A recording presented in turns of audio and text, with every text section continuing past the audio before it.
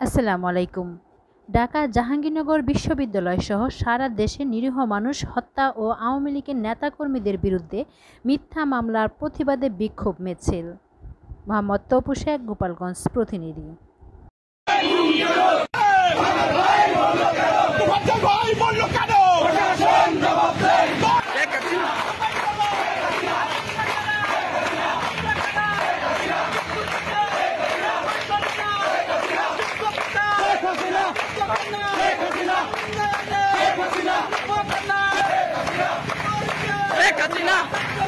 Sheikh Hasina